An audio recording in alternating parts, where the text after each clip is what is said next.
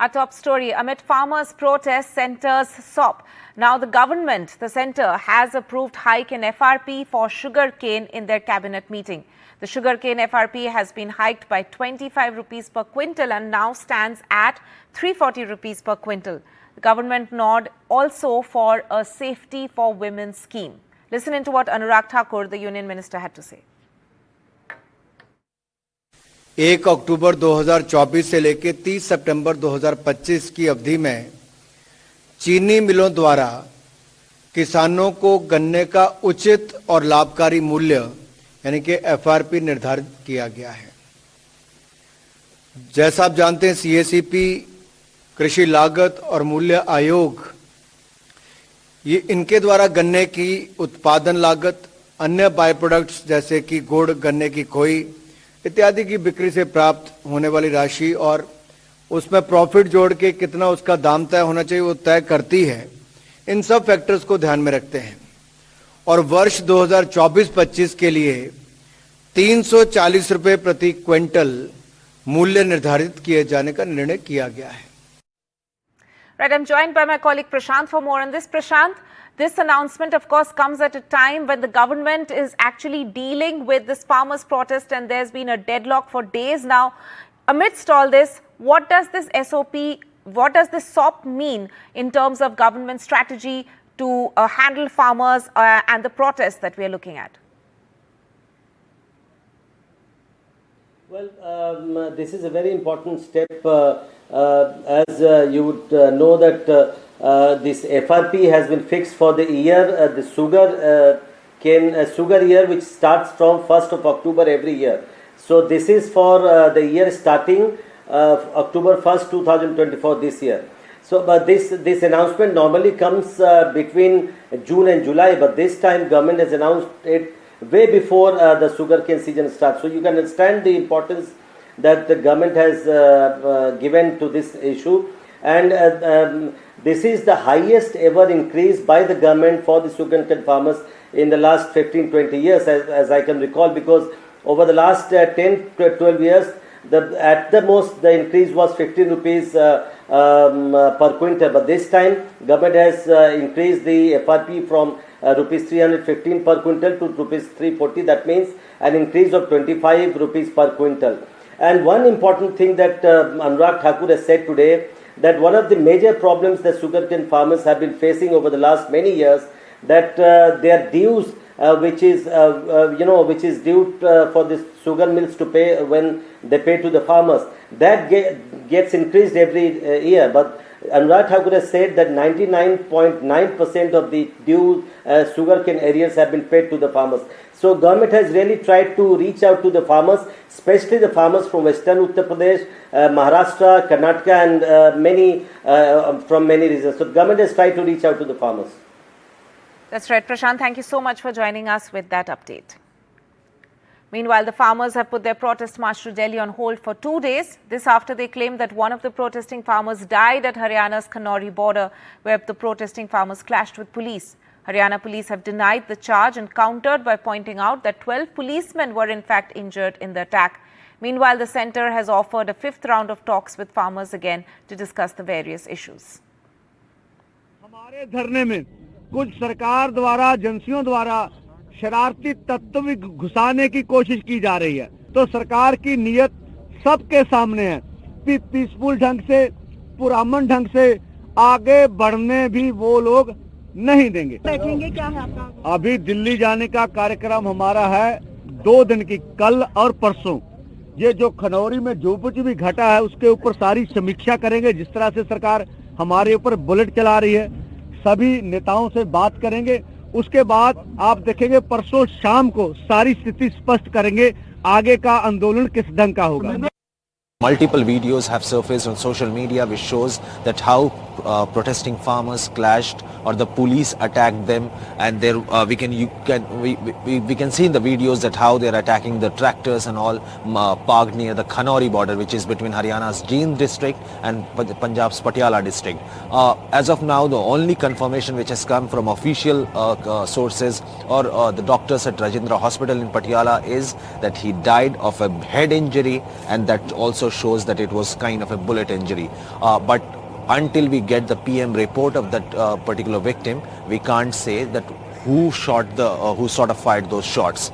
And why farmers have suspended their march towards Delhi for the next 2 days, because even today near Shambhu border, where these farm union leaders sit and discuss things, they were fired upon the tear gas shells by the Haryana security forces or police forces who were there at the Shambhu border. Some of the farm union leaders themselves faced those tear gas shells, and after they got to know that what has happened at the other border where a farmer has died and many tractors were also damaged, some farmers are also injured, as well as Haryana police personnel are also injured. After that, they decided that they will sit and reconsider their decision.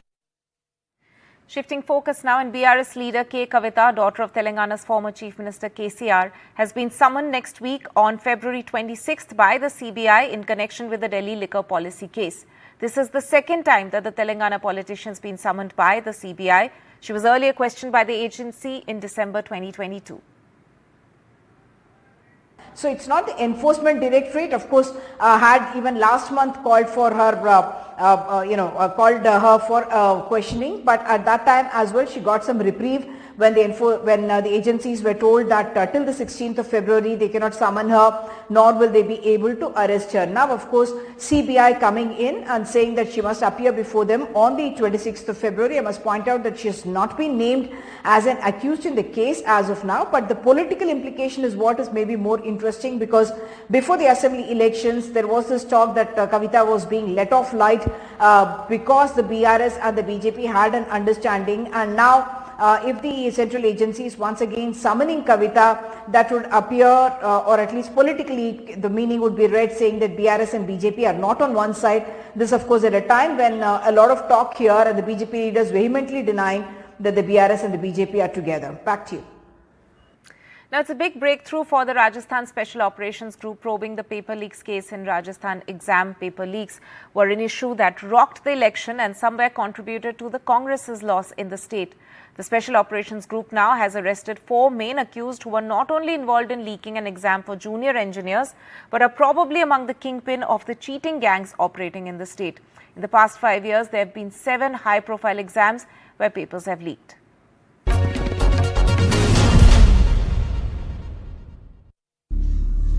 A big catch for the Rajasthan police. Harshvardhan Meena, Rajendra Yadav, Raju and Shivratan, believed to be behind leaking the junior engineer entrance exam paper in 2022, not only earned crores by selling these exam papers for up to 15 lakhs, they also made sure their relatives got cushy government jobs. Harshvardhan Meena's wife is a land revenue official. The police believe she got a dummy candidate to sit for the police sub-inspector exam but failed the physical test. Harshvardhan's brother was arrested for setting up a dummy candidate in the senior teacher exam. Interestingly जो भी देखेंगे जो इस पेशे में ये बदमाश हैं, ये अपने सारे क्लोज रिलेटिव को कोई ना कोई सरकारी नौकरी में, मतलब इनके क्लोज रिलेटिव सरकारी नौकरी में हैं जो डाउटफुल है, और ऐसा इनपुट है कि हर्षवर्धन की वाइफ खुद भी इम्पर्सोनेट हुई है, तो उसकी जांच चल रही है और आगे उस पर कार्रवाई होगी. Rajendra Yadav, a government school teacher, is the mastermind behind the paper leak. He was part of conducting the exam, accessed the paper and took a picture of it and sold it to Harshvardhan Meena for 50 lakhs. Harshvardhan in turn made crores. Rajendra Yadav made sure his son became a junior engineer and his daughter-in-law is also a senior government teacher. और क्या हम कह सकते हैं कि कहीं ना कहीं ये चीटिंग गिरोह थोड़ा सक्रिय है राजस्थान में, मतलब they are working as gangs now, organised gangs? इसमें तो कोई मतलब इनकार नहीं किया जा सकता है कि पास्ट में इन्होंने काफी ऑर्गेनाइज तरीके से ये काम किया है. What's worrying is that all these people caught for exam paper leaks are government employees. Harshvardhan is a revenue official. Rajendra Yadav is a government teacher. Shivratan is a librarian and Raju a police personnel. Apart from the kingpins, even today in various government departments across Rajasthan, there are 50 government employees whose role in paper leaks is under the scanner. It's a big breakthrough for the Special Operations Group of the Rajasthan Police. They believe they have caught among the kingpin of the cheating mafia which is working in Rajasthan. But it's not just one group. The police believe there are at least 4 to 5 different groups which sometimes work in cooperation and sometimes work as competitors when it comes to leaking examination papers. The purview for the SIT is now very clear. Get cracking and remove the cheating mafia from Rajasthan to make exams free and fair. In Jaipur, Harsha Kumari Singh, NDTV. Now, in a controversial move, Karnataka Culture Minister Shivraj S. Tangadari has said that the multinational companies must display number of Kannadigas working there, adding that not following the new rule might even lead to cancellation of permissions to those companies. The BJP said that the move is only on paper and has not been implemented yet. Yes, 101% ಕೈಗಾರಿಕೆದೊಳಗ display board ಅನ್ನ ಪ್ರತಿ ಒಂದು ಕೈಗಾರಿಕೆಯೊಳಗೆ ಹಾಕಬೇಕು ಅಂತ ಚರ್ಚೆಗಳು ಆಗ್ತಾ ಇದ್ದಾವೆ. ಅದು ಚರ್ಚೆಗಳಾಗಿದೆ. ನೇಮ ಮಾಡೋ ಹೊತ್ತಿನಾಗ ನಿಯಮಗಳನ್ನು ಮಾಡ್ತೀನಿ. ಅದಕ್ಕೊಂದು ಸಮಿತಿ ಇದೆ. ಆ ಸಮಿತಿ ಅಧ್ಯಕ್ಷ ನಾನೇ ಇರೋದ್ರಿಂದ ಆ ನಿಯಮಗಳನ್ನು ಮಾಡುವಂತ ಕೆಲಸ ಸಮಿತಿ ಆಲ್ರೆಡಿ ಫಾರ್ಮ್ ಆಗಿದೆ. ನಾನೇ ಅಧ್ಯಕ್ಷರು. Engage and employ them, give them the required skill. I don't see this is only on paper. Whatever the government makes a statement, it will be just on paper. When it comes to the implementation, no government, no officers, they take interest. They just don't take interest. They just use all these things to harass the companies. On that note, we'll head to a short break. Don't go anywhere. Lots more coming up.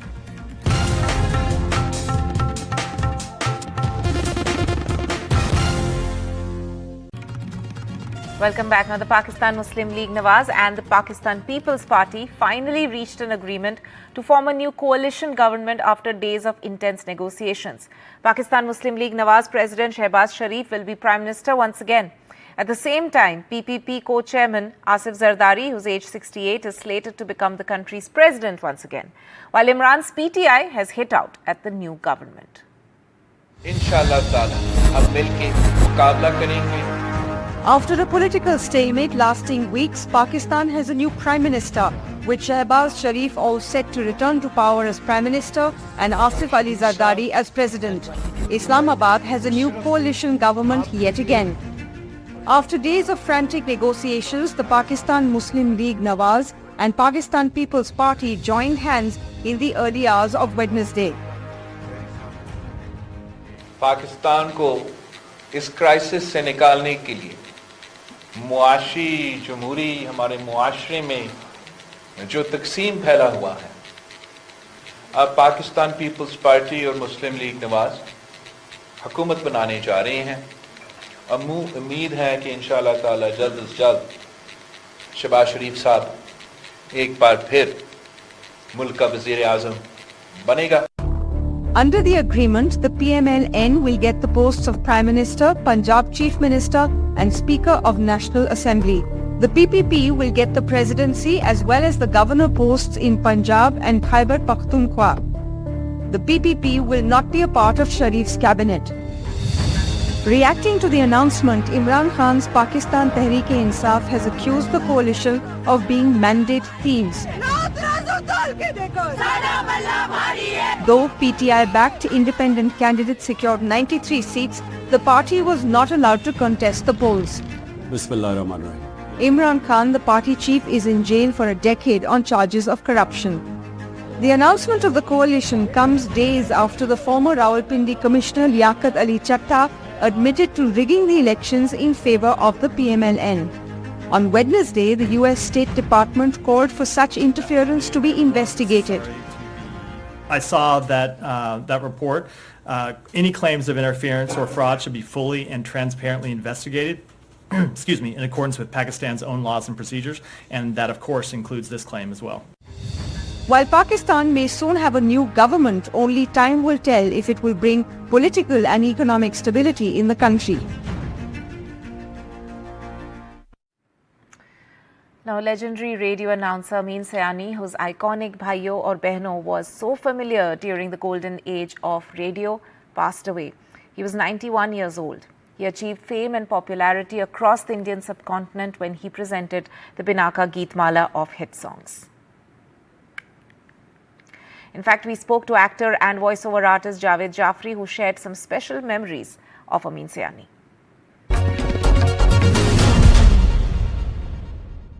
So we are here to talk about a very important aspect of our entertainment industry, that is voice, and the icon of voice, Amin Sayani Saab, is no more with us.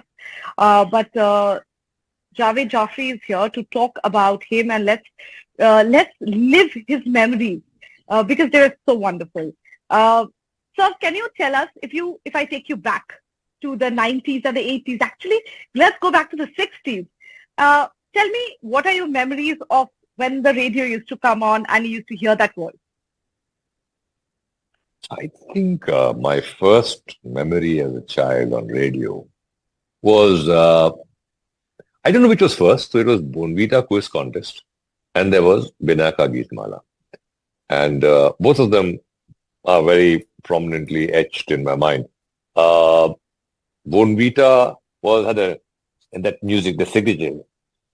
At school, I'd play all through each day. Oh, and then Amin Saab, welcome to Bonvita quiz contest. तो एक तो वो था, पर बिना का गीत वाला का अलग था, वो पूरा सिग्नेचर ट्यून थी, which was and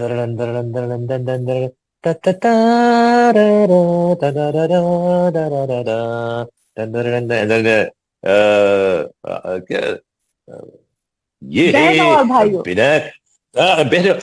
भाइयों, स्वागत है आपका बिना का गीत माला पे। भाई आज देखें कि अगले पादान पे कौन सा गाना है। तो ये I very strongly etched in my mind, and I used to और ये he was the first person when I recall जिन्होंने भाइयों और बहनों की बजाय बहनों और भाइयों किया, because the very English English gentlemanly thing. Yes, so it was. Before it was bhai aur behno. A lot of it was very common in India, bhai aur behno. And he kind of brought it down to behno aur bhaiyo. So it's small, but it's important. Renowned Indian constitutional jurist Fali S. Nariman passed away today at the age of 95. Tributes have been pouring in through the day, with the Prime Minister calling him an outstanding legal mind of our times.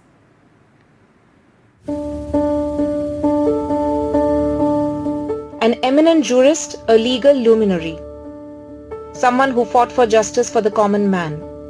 Fali S. Nariman is no more. He breathed his last at the age of 95. He was suffering from multiple ailments, including cardiac issues. Fali Nariman practiced law for more than 70 years and was also a former Rajya Sabha member. He was born in 1929 in Rangoon and began his legal career as an advocate at the Bombay High Court in 1950. He became a senior advocate at the High Court in 1961. Nariman moved to Delhi in 1972 to practice in the Supreme Court of India. Fali Nariman received the Padma Bhushan in January 1991, and in 2007 he was awarded the Padma Vibhushan.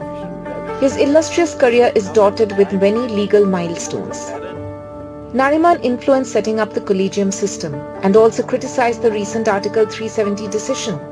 He also resigned from the post of Additional Solicitor General of India when the emergency was imposed. Prime Minister Modi led the tributes, calling Fali Nariman one of the most outstanding legal minds and intellectuals of the country. Chief Justice of India, Justice Chandrachud, said that Mr. Nariman, who represented the conscience of a generation, was a towering intellectual of the era.